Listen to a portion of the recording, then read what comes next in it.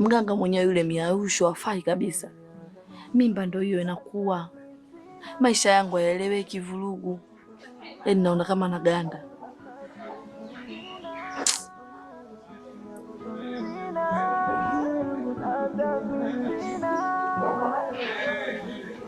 Ngoja nitulize akili yangu maana nahisi kuchanganyikiwa tu hapa.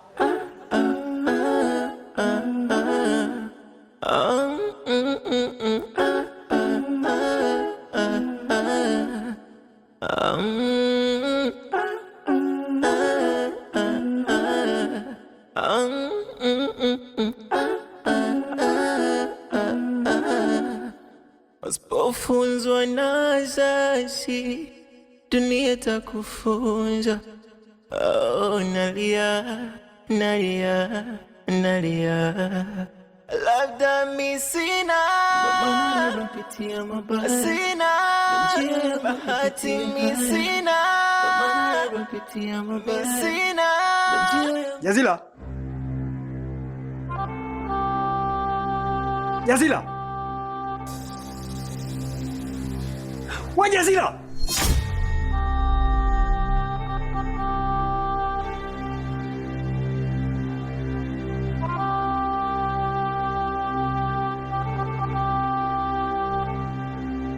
Vipi mjomba? Kuna usalama? Hivi, kazi niliyokupa ya kumchunguza Zoya, mbona hujafanya? Au na umeanza kuwa jeuri?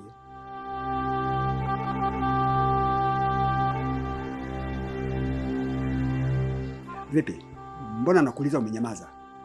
Ina maana hujasikia au masikio yako hayafanyi kazi, si ndio? Kiukweli mjomba, Zoya ni mtu safi sana. Wala hana shida yoyote. Zoya ni mtu safi na hana shida yoyote. Kwa hiyo mimi umeniona Tahira kwa kuwa nakuuliza au nakupa kazi isiyokuwa na sababu, si ndio maana yako? Sasa mjomba, mimi nakuonaje Tahira? Hali ya kuwa umenituma kazi, nimeifanya. Na nimekuambia Zoya ni mtu safi tu. Sasa wewe umejikuta kwamba ni 30 mchekelea maovu. Sasa endelea na tabia yako hiyo hiyo, na mwisho wa siku utakula jeuri yako. Toka! Toka!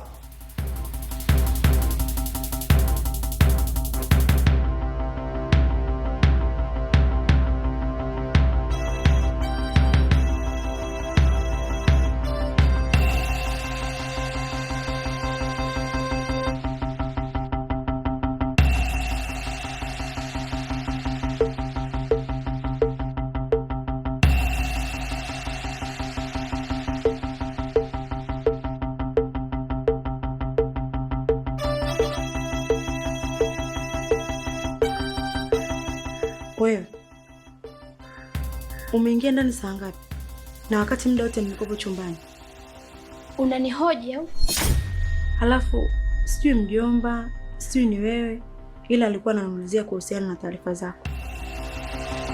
Hilo nalijua. Je, kuna jipya?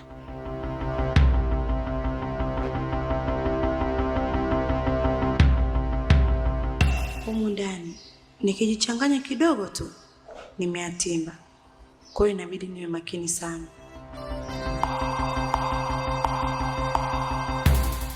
Basi saa mimi niko nje.